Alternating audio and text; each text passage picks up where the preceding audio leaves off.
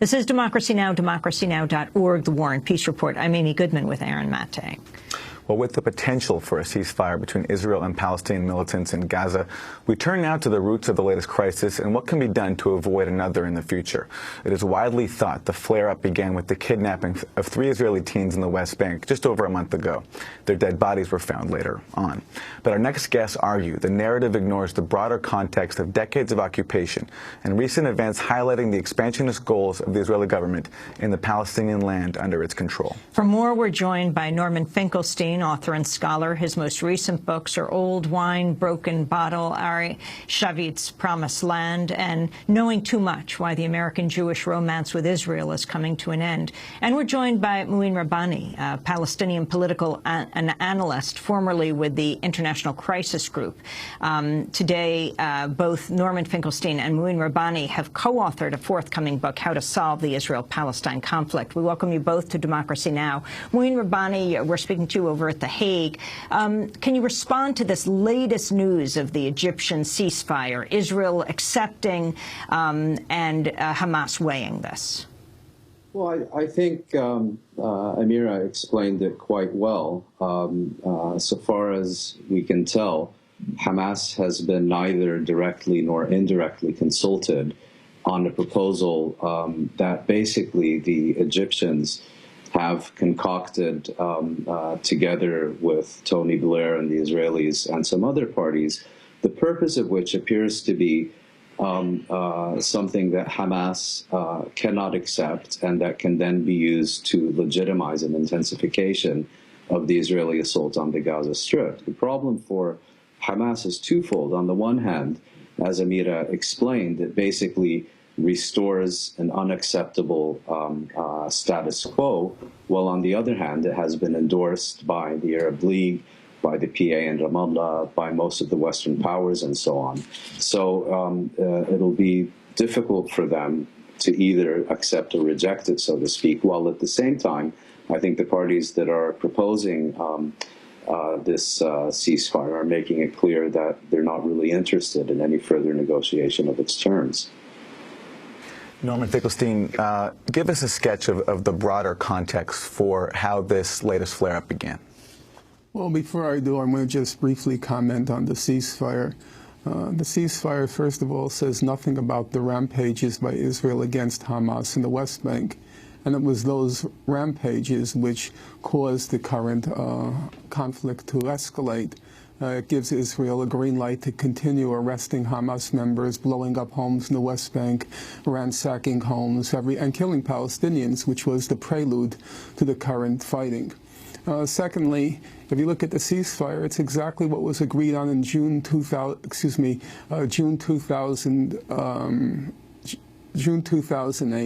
and the same ceasefire that was agreed to in November 2012. Namely, in both cases, it was said that there would be a relaxing of the illegal blockade of Gaza. In both cases, after the ceasefire was signed, the blockade was maintained, and in fact, the blockade was escalated. So now, in the current version of the ceasefire, it said the blockade will be lifted after there has been calm restored and the security situation has been established. But if Israel says Hamas is a terrorist organization, then the security situation can never be calm in the Gaza, and therefore there'll be never a lifting of the blockade of Gaza. So we're right back to where we were in June 2008, November 2012. Of course Hamas is going to reject that kind of agreement. It means it legalizes, it legitimizes the brutal, merciless, heartless, illegal blockade of Gaza. As to how we got to where we are, the general context is perfectly obvious for anyone who wants to see it. A unity government was formed between the PA and Hamas. Netanyahu was enraged at this unity government. It called on the U.S., it called on the EU to break relations with the Palestinian Authority. Surprisingly, the United States said no. We're going to give this unity government time. We'll see whether it works or not. Then the EU came in and said, it will also give the unity government time. Let's see what happens. At this point, Netanyahu virtually went berserk, and he was determined to break up the unity government. when there was the abduction of the 3 Israeli teenagers, he found his pretext. There isn't a scratch of evidence, not a jot of evidence that Hamas had anything to do with the kidnappings and the killings. Nobody even knows what the motive was to this point. Even if you look at the July 3rd report of the Human Rights Watch, they said nobody knows who was behind the abductions. Even the U.S. State Department, on July 7th, there was a news conference, and the U.S. State Department said we don't have hard evidence about who was responsible. But that had nothing to do with it. It was just a pretext. The pretext was to go into the West Bank, attack Hamas, arrest 700 members of Hamas, blow up 2 homes, carry on these rampages, these ransackings, and to try to evoke a reaction from Hamas. This is what Israel always does. Anybody who knows the history, it's what the Israeli political scientist, the mainstream political scientist, his name was Avner Yaniv. He said it's these Palestinian peace offensives.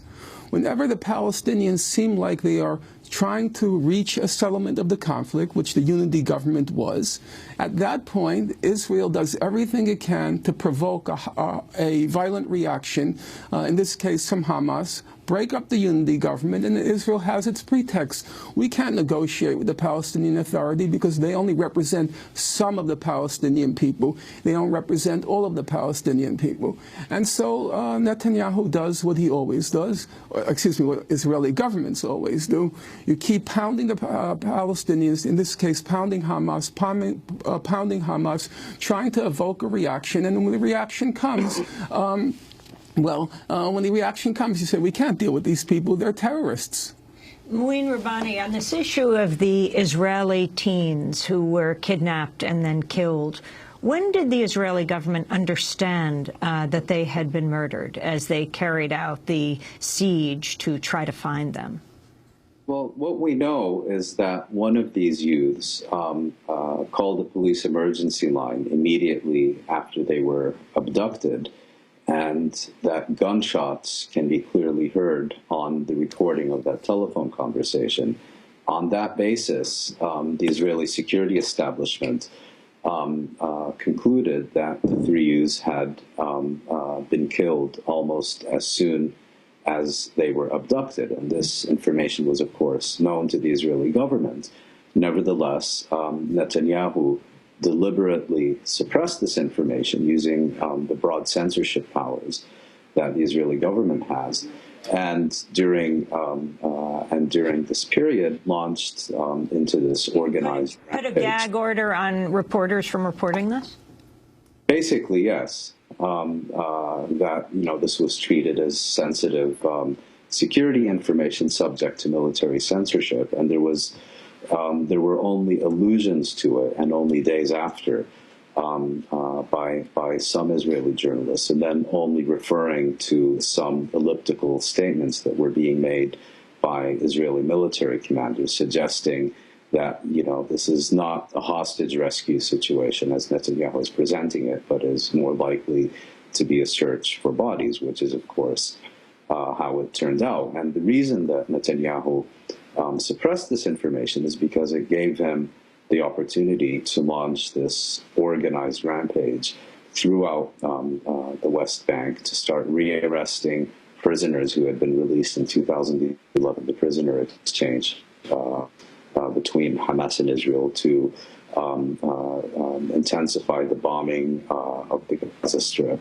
and generally to whip up mass hysteria within Israel, which of course resulted in the burning death of the 16-year-old Palestinian from Jerusalem several days later.